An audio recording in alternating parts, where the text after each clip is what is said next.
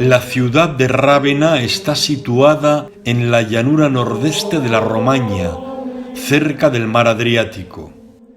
Fundada en el siglo I a.C., el emperador Augusto, en el año 14, decidió hacerla sede de la flota imperial del Adriático, con su puerto de Clase como referencia fundamental.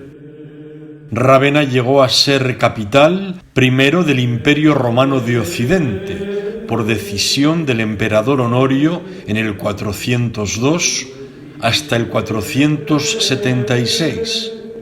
Más tarde del reino ostrogodo entre el 479 y el 535, y finalmente del exarcado bizantino entre el 540 y el 751.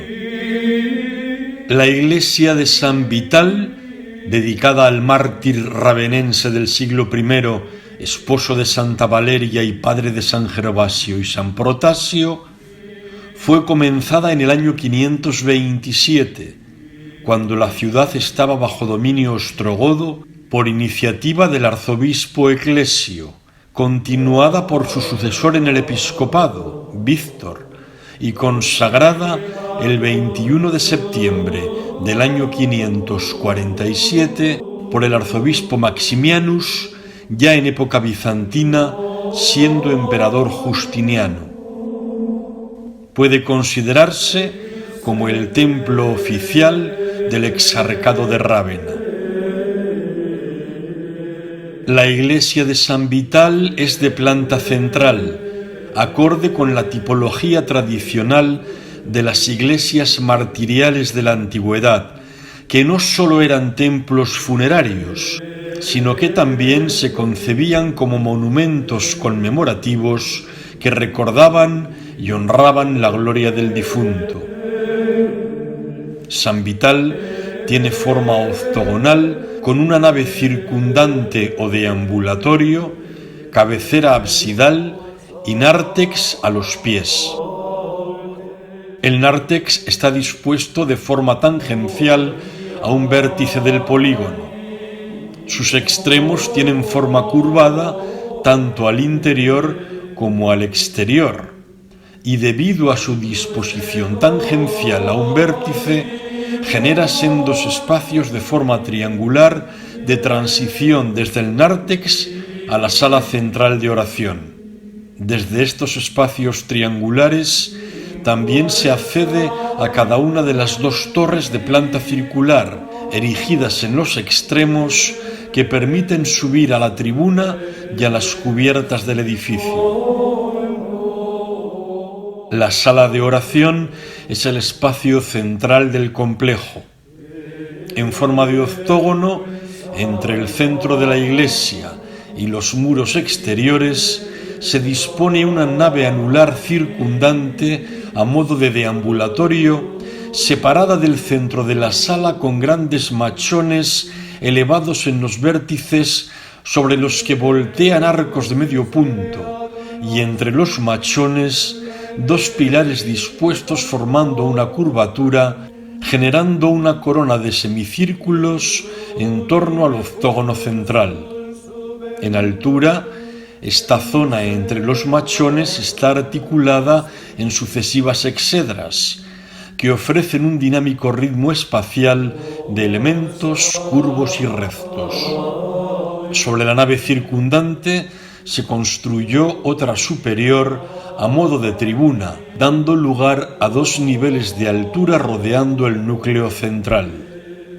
Los tramos de la nave circundante están cubiertos con bóvedas de arista adaptadas a la disposición del trazado, marcado por los elementos sustentantes de machones y columnas.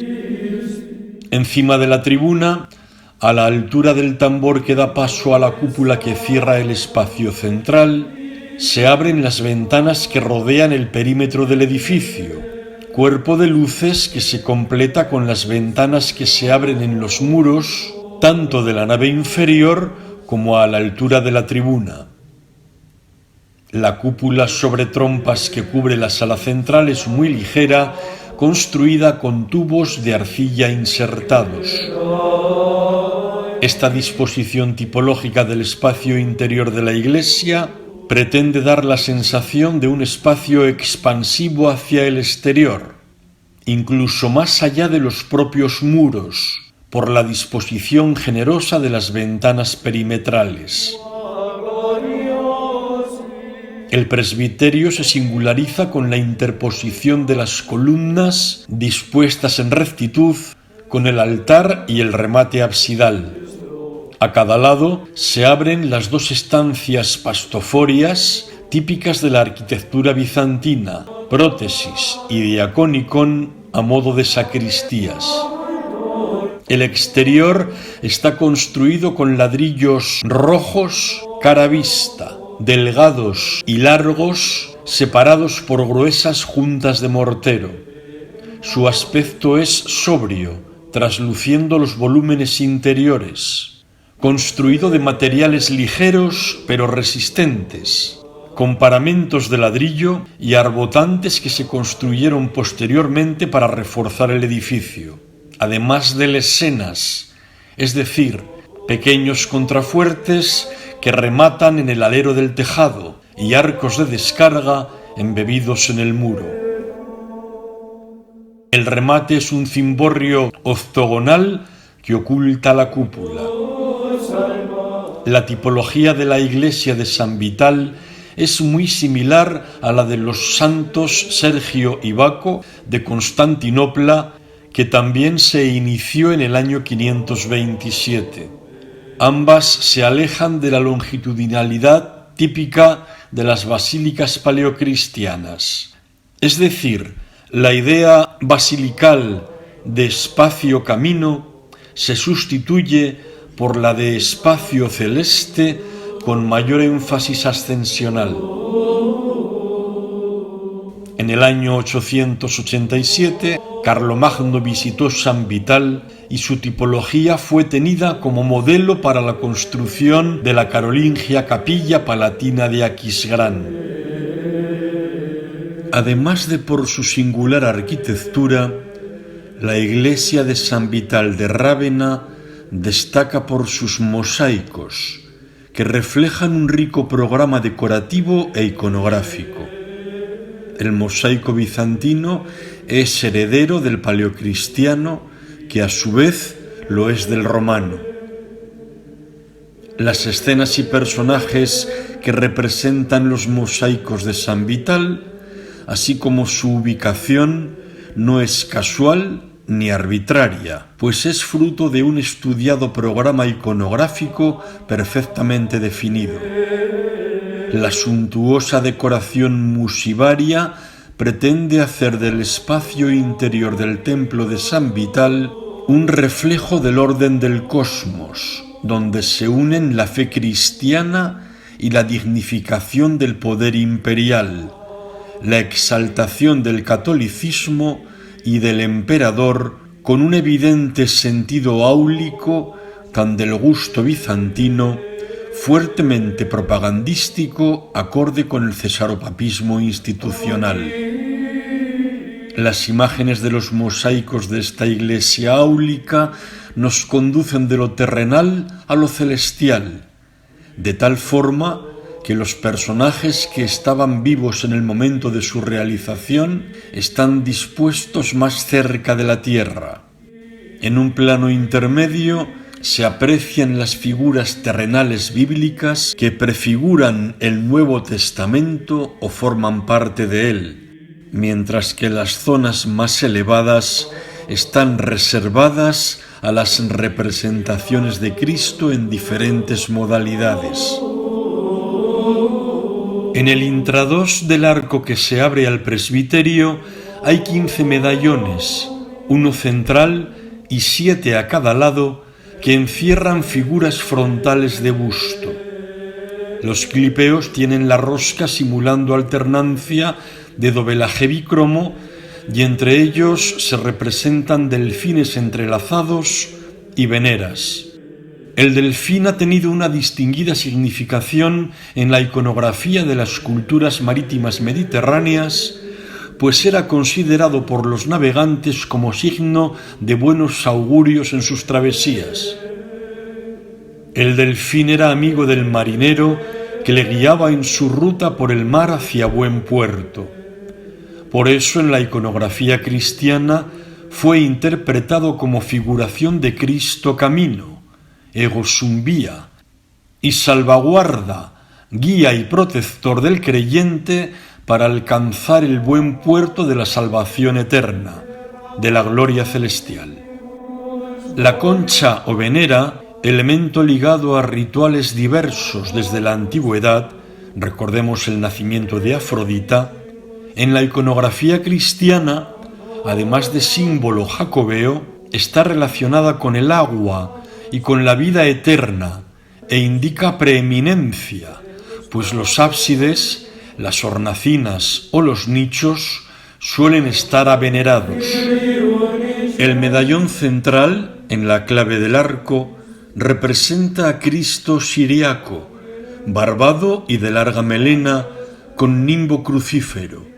De mirada fija y penetrante, tiene también visible su mano derecha con la que porta el libro de los Evangelios. En el resto de los clípeos dispuestos a los lados de Cristo se representan a los 12 apóstoles, con San Pedro y San Pablo ocupando los lugares preferentes junto a Cristo, a pesar de que este último no tuvo la condición de apóstol, pero su presencia es frecuente en el colegio apostólico para enfatizar su condición de apóstol de los gentiles. En la parte inferior, los clípeos representan a San Gervasio en el lado de la epístola y a San Protasio en el del Evangelio, hermanos mellizos, hijos de San Vital y Santa Valeria, y mártires como ellos. Todos estos santos visten indumentaria blanca, lucen nimbo y están identificados con inscripciones. En los muros laterales del presbiterio, sobre los arcos de separación del espacio, las escenas representadas aluden a la significación sacerdotal y eucarística, plasmando la continuidad entre el Antiguo y el Nuevo Testamento, este último como culminación del primero. En el luneto del Evangelio, el izquierdo, se representan los episodios de Abraham y los 3 ángeles y el sacrificio de Isaac, en un estilo narrativo, es decir, tratando varias escenas juntas, sin separación ambiental entre ellas, ocurridas en tiempos diferentes, pero con el mismo personaje protagonista. El episodio de Abraham y los 3 ángeles, conocido también como Abraham y los 3 visitantes, Abraham y los 3 hombres, la hospitalidad de Abraham o la teofanía de Manré, se relata en el Génesis. Yahvé se apareció a Abraham cuando éste estaba sentado a la puerta de su tienda bajo la encina de Manré. Al levantar la vista, el patriarca vio a 3 hombres a los que recibió postrándose ante ellos al reconocer su condición divina, ofreciéndoles agua y comida. Ellos anunciaron a Abraham que su esposa, Sara, ya anciana, tendría un hijo, Isaac. La interpretación de estos 3 visitantes como la Santísima Trinidad explica la difusión que tuvo en el arte esta escena. La trinitaria no fue la única interpretación de este episodio, pues también se quiso ver que fue una aparición de Cristo acompañado por 2 ángeles, o la de los arcángeles Miguel, Gabriel y Rafael. La unión de esta escena con la del sacrificio de Isaac se explica por el anuncio del nacimiento del hijo de Sara y Abraham, que iba a ser sacrificado por su padre por orden de Dios para probar su fe. El del sacrificio de Isaac es uno de los episodios procedentes del Antiguo Testamento más representados en Occidente. Las posibilidades expresivas de la escena y su fuerte contenido simbólico sin duda están detrás de esta abundancia. El episodio está relatado en el libro del Génesis. Abraham recibió la promesa de Dios de que él y su esposa, Sara, a pesar de ser ya viejos, tendrían un hijo cuyos descendientes serían tan numerosos como la arena de la playa y las estrellas del cielo. El hijo esperado fue Isaac.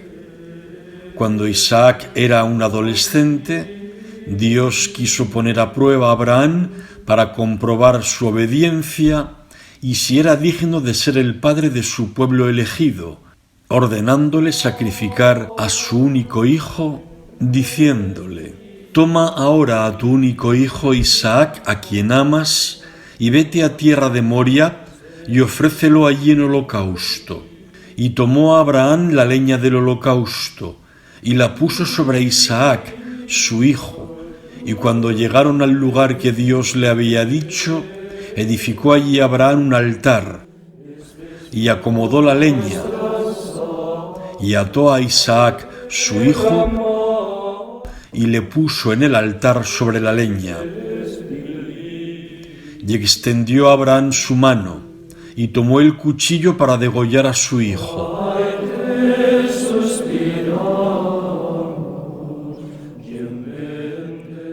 Entonces el ángel de Jehová clamó del cielo y dijo: «Abraham». Y él respondió: «Heme aquí». Y dijo: «No extiendas tu mano sobre el muchacho ni le hagas nada, porque ya sé que temes a Dios, pues no me rehusaste a tu único hijo». Entonces Abraham miró a su alrededor y vio cerca de él a un carnero que tenía los cuernos enredados en un zarzal. Fue a buscarlo y lo ofreció en sacrificio en lugar de su hijo. En el sacrificio de Isaac, Dios tuvo el propósito de prefigurar el sacrificio de su hijo. Isaac es una prefiguración de Cristo que voluntariamente acepta el sacrificio porque cree en la integridad de su Padre. Pero cuando todo está listo, cuando la fe del Padre y la sumisión del Hijo están plenamente probadas, Dios detiene la mano levantada de Abraham. Y esa fue la gran diferencia entre el sacrificio de Isaac y el sacrificio de Cristo, pues mientras el sacrificio de Isaac no llegó a consumarse, el Hijo del propio Dios y él, Dios mismo, padeció el sacrificio de su pasión y muerte como paso previo y necesario para su resurrección y realizar así la obra redentora de la humanidad. En la enjuta derecha se representa a Moisés recibiendo las tablas de la ley, mientras al pie del monte Sinaí le esperan las 12 tribus de Israel. En la izquierda aparece el profeta Jeremías. Moisés, profeta de la casa de Leví, estableció la antigua alianza entre Dios y los hombres al recibir los 10 mandamientos, alianza sellada por la nueva del sacrificio salvífico de Cristo. Jeremías anunció la llegada de un rey de la casa de David, por lo que es el profeta por excelencia de esa nueva alianza de Dios con su pueblo al entregar en sacrificio a su Hijo Jesucristo para la redención. En la parte superior del tímpano, 2 ángeles portan un medallón con una cruz adornada con joyas. En el luneto de la epístola, el derecho, están representados Abel y Melquisedec ofreciendo sus sacrificios. Abel sale de un modesto edificio cubierto de paja y ofrece al cielo un cordero. Este hijo de Adán y Eva realizaba sacrificios que agradaban a Dios, pues ofrecía lo mejor que tenía. Es ejemplo, fundamentalmente, del sacerdocio por la eficacia de su oblación. Melquisedec, rey y sacerdote de Jerusalén, salió al encuentro de Abraham a comienzos del segundo milenio antes de Cristo para rendirle homenaje y bendecirle en nombre de Dios, ofreciendo en acción de gracias por su victoria un sacrificio de pan y vino. La Iglesia interpretó este gesto de Melquisedec como una prefiguración mesiánica habida cuenta de las ofrendas utilizadas. De hecho, el Salmo proclama: «Tú eres sacerdote eterno según el rito de Melquisedec», que San Pablo, en la carta a los Hebreos, aplica al sacerdocio de Jesús, por lo que Melquisedec es figura de Cristo, el sumo sacerdote y sumo rey, y que su sacrificio de pan y vino es prefiguración del sacrificio del Nuevo Testamento. Es decir, que las figuras y profecías del Antiguo Testamento anunciaban un nuevo sacrificio y un nuevo sacerdocio según el orden de Melquisedec. Se manifiesta así la exaltación triunfal de Cristo, su dignidad suprema como mediador universal, su sacerdocio perpetuo que proviene de la decisión de Dios que establece la alianza nueva y eterna en su Hijo único, en su sacrificio redentor. La grandeza mayor de Melquisedec reside en ser imagen profética de Cristo. Su ofrenda de pan y vino es figura de la Eucaristía. En esta escena de San Vital, Melquisedec está delante de una iglesia que tiene forma de basílica y hace su ofrenda como primer sacerdote. En el altar central se disponen un cáliz y dos patenas. Arriba, la mano de Dios, Dextera Dei, sale entre las nubes a recibir las ofrendas, mostrando su agrado por los dones. En las enjutas aparece de nuevo Moisés, en este caso desatándose la sandalia ante la zarza ardiente y cuidando de los rebaños de su suegro Jetró. Esta escena conjunta muestra a Moisés como instrumento elegido por Dios para liberar a su pueblo. Así relata el Éxodo el episodio.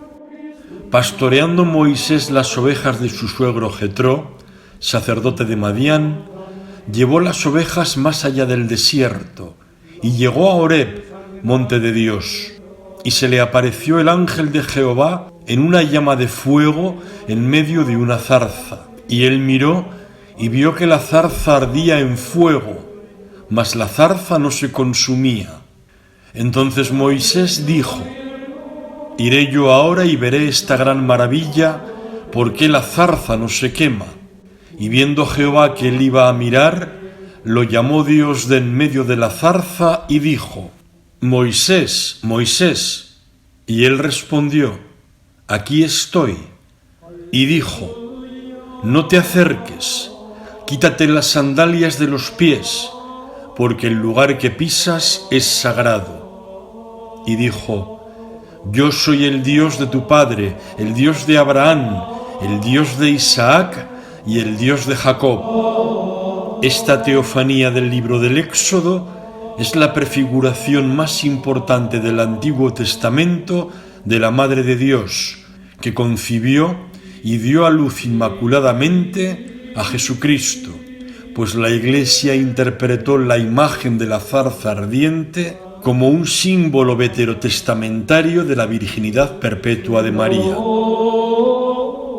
En el otro lado hay una representación de Isaías, el profeta que anunció la llegada del Mesías, hasta el punto de que la tradición hace que la Virgen María estuviera leyendo las profecías mesiánicas escritas por Isaías en el momento de recibir el anuncio del ángel.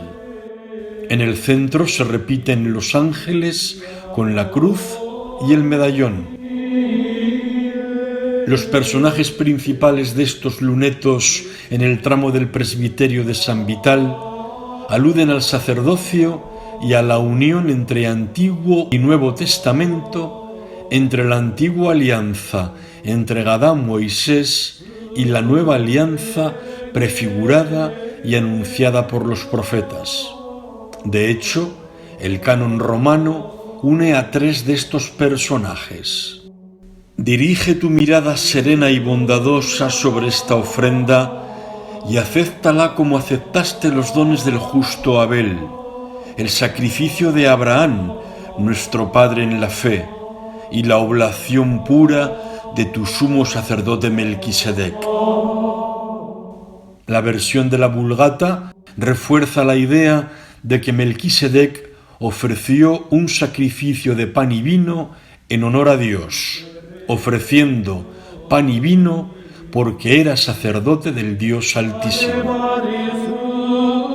En lo alto de estas paredes, entre las aberturas de la galería y la entrada y en los extremos absidales del presbiterio, aparecen los 4 evangelistas con sus animales simbólicos, el tetramorfos, sentados en las rocas junto a una fuentecilla del desierto. San Lucas y San Juan están representados sobre las escenas de Abraham en el lado del Evangelio, mientras que San Mateo y San Marcos se disponen sobre la escena de los sacrificios de Abel y Melquisedec en el lado de la epístola. Los evangelistas son los que relatan la nueva alianza sellada por el sacrificio de Cristo, Hijo unigénito de Dios, para la salvación de la humanidad.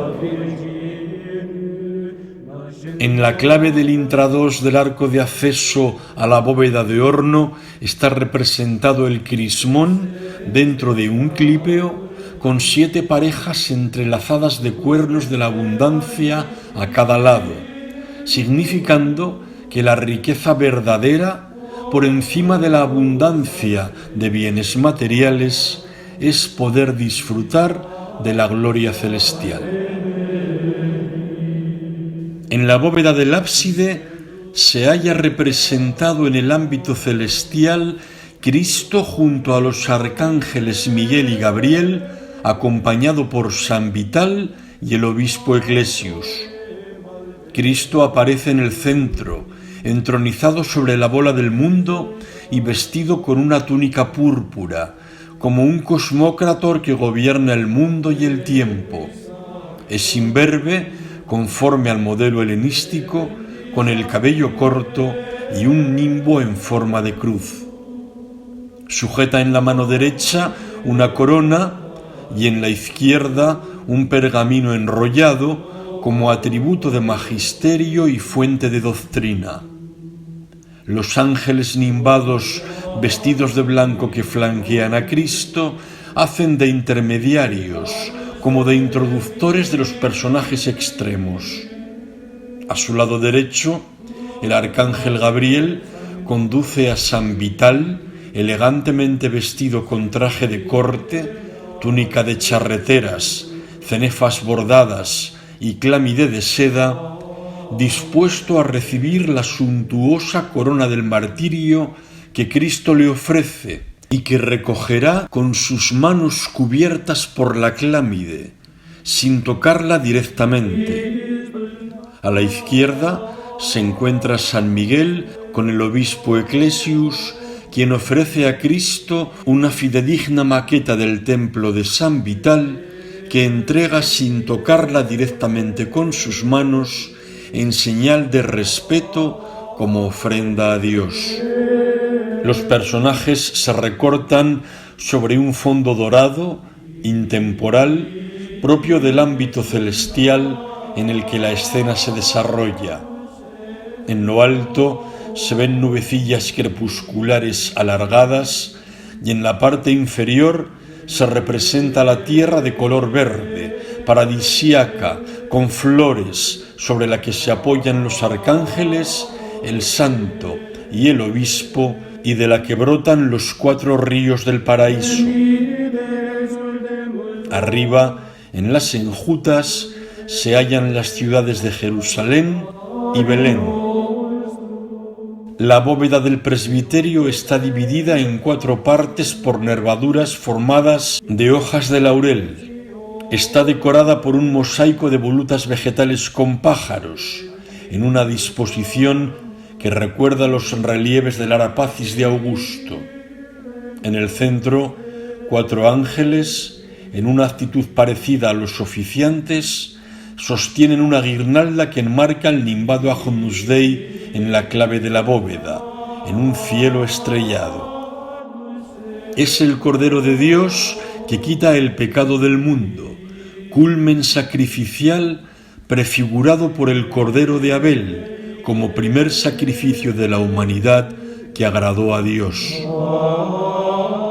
Así, en el eje central de la cabecera de la Iglesia, Cristo aparece representado de forma antropomórfica en el clípeo de la clave en el intrados del arco de acceso al presbiterio y en el centro del ábside, de forma simbólica en el crismón del arco de acceso y de forma zoomórfica, como cordero en la clave de la bóveda del presbiterio. En los muros laterales del presbiterio aparecen las escenas, una frente a otra, de Justiniano y su esposa, la emperatriz Teodora, con sus respectivos séquitos, encabezando la procesión de las ofrendas eucarísticas, en los que prima el hieratismo, la rigidez, la frontalidad, la isocefalia, el carácter áulico y el simbolismo espiritual. Los cortejos de Justiniano y su corte y Teodora y su séquito tienen una evidente simbología eucarística, pues ofrecen Justiniano la gran patena y Teodora el cáliz que contienen el pan y el vino para la consagración. Estos cortejos eucarísticos de la pareja imperial pretenden enmarcarse en la ceremonia de consagración del templo en el año 547, a pesar de que no asistieron a tal solemnidad y ni tan siquiera estuvieron en Rávena en ocasión alguna. De esta forma, la imagen se convierte en elemento sustitutivo, como si lo representado fuera realidad. Los cortejos imperiales de San Vital evocan el de Augusto en el Arapacis, como ceremonia de oblacio. Este cortejo imperial, ficticio, pues como hemos indicado, Justiniano y Teodora nunca visitaron Rávena, perseguía 2 objetivos, uno doctrinal y otro político. Por una parte, la proclamación de la divinidad de Cristo como Hijo de Dios, reconocimiento que negaba la doctrina arriana, y por otra, el origen divino del poder imperial, que dispensa al mundo la gracia divina. El cortejo de Justiniano está colocado en el lado del Evangelio. Justiniano va vestido de forma parecida a la de Cristo y está nimbado, estableciéndose así una vinculación entre el emperador del universo y el emperador de la tierra, entre lo divino y lo humano, entre religión y política. La vestimenta del emperador es altamente simbólica. Calza sandalias purpúreas, las campaggi, adornadas con piedras preciosas. Se deja ver su túnica blanca, divitation, con una banda de oro cerrada por un cíngulo, en seña distintiva del servicio público, y sobre la túnica lleva un manto púrpura, el color imperial y el color de la divinidad, cerrado en el hombro derecho por una suntuosa fíbula y con el tablión, motivo que se repite en los mantos de los dignatarios situados a la derecha de Justiniano. donde están el almirante Belisario, Anastasio, sobrino de Teodora, y la guardia imperial con el crismón en un escudo siguiendo la tradición iniciada por Constantino. A la izquierda de Justiniano está el banquero Julianus Argentarius, financiador de la obra de la iglesia de San Vital, el obispo Maximianus, único personaje identificado con una inscripción, con indumentaria eclesiástica y una cruz en sus manos, y dos diáconos, uno que porta el evangeliario y otro el incensario. La comitiva de Teodora está dispuesta en el lado de la epístola. En el retrato de Teodora se puede apreciar la fuerte personalidad de la emperatriz, que fue antes actriz o, según otras fuentes, artista circense o reputada y acrisolada prostituta, como asevera Procopio en su Historia Secreta. Una vez contraído matrimonio con el emperador, fue una mujer de gran influencia política y de enorme peso en la corte de Justiniano, por lo que no es de extrañar que se la represente en igualdad de condiciones al emperador. En el mismo lugar, las paredes laterales de la ábside de la iglesia, y con la misma idealización que parece alejarla de la realidad tangible. Contribuyen a ello una serie de convencionalismos representativos característicos de la plástica bizantina: isocefalia, frontalidad, planitud, disposición de los pies en V, horror vacui, hieratismo o impenetrabilidad y circunspección en las expresiones. Incluso en el caso de Teodora se acentúan estos rasgos de lujo, suntuosidad y divinización por su entorno ambiental y por el hecho de que se hace presente ante un ábside, indicando preeminencia. La emperatriz, lujosamente ataviada, enjollada y coronada, nimbada como una santa, viste un manto púrpura, como Cristo y el emperador, con la representación de los Reyes Magos parecida a la de San Apolinar. Esta escena del vestido de la emperatriz pone en paralelo las ofrendas que hicieron los magos en la Epifanía, de oro, incienso y mirra, al niño Jesús en Belén, con las ofrendas que los propios monarcas llevan ante el altar. La emperatriz va acompañada de la esposa de Belisario, Antonina, a su izquierda, de la hija del propio Belisario, Joana, y de otros cortesanos y doncellas bajo un cortinaje recogido de franjas blancas, azules y rojas, en actitud de estar accediendo al presbiterio para entregar las ofrendas a modo de comitiva real. Un personaje de su séquito corre en el lado izquierdo una cortina que abre una puerta ante la que se dispone una fuente de la que fluye agua, como símbolo de vida, de pulcritud y de gracia. Esta cortina, por lo tanto, se abre al ámbito celestial del que se disfruta por la limpieza de la virtud y de la gracia. En definitiva, además de cumplir una función ornamental, los mosaicos de San Vital de Rávena muestran, por un lado, la continuidad entre el Antiguo y el Nuevo Testamento, entre la antigua y la nueva y eterna alianza en Cristo para la salvación de la humanidad, y también la unión del poder terrenal con el poder celestial, es decir, la simbiosis entre el poder imperial y el poder divino, con una evidente connotación áulica, de exaltación, incluso de sacralización de la figura del emperador, que de Dios recibe el poder y la autoridad.